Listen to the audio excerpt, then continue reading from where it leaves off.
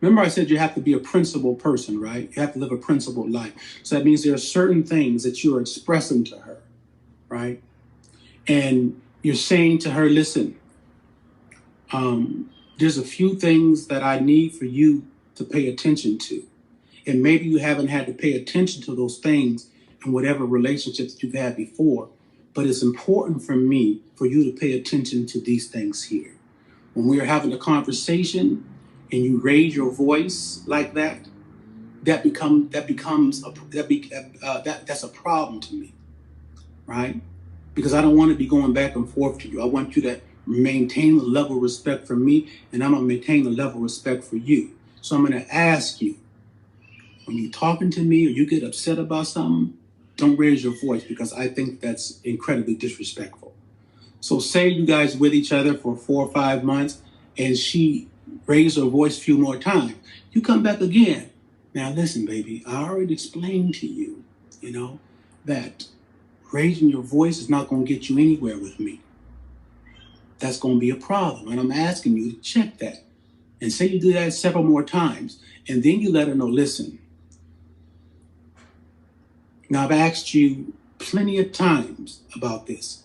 And I know that you understand how important this is to me.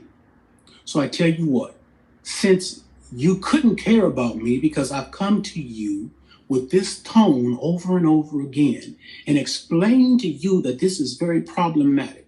So what's going to end up happening now is me and you probably going to have to go our own ways, because I see you don't respect what I'm trying to give you,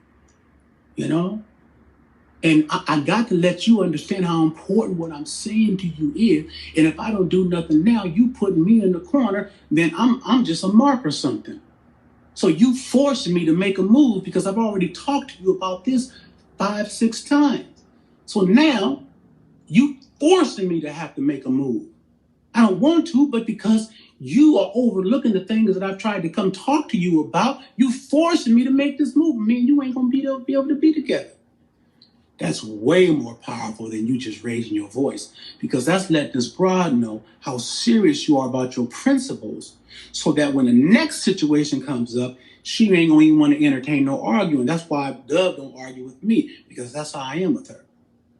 Since you don't get this, and since I've talked to you, and I give the person over and over and over again, so I can have all that evidence. When I bring it to her, I got all this mountain of evidence to put pressure on her, to explain to her, you're forcing me to make a move, because she knows that you've talked to her a bunch of times about it, right? So now you got this mountain of evidence for the pressure. So now when you say now, you are actually forcing me, because if I don't make no move now, you're going to think I'm a punk. No, I don't. Oh, no, you can't help but think I'm a punk. So now you're forcing me to have to go my own way, because I know you couldn't respect me and you couldn't love me the way you say you do, because I've come to you a bunch of times and it didn't seem to matter to you. So when you make that move and you start going in this other direction, when the broad see how serious you are, she ain't gonna never give you them kind of problems no more.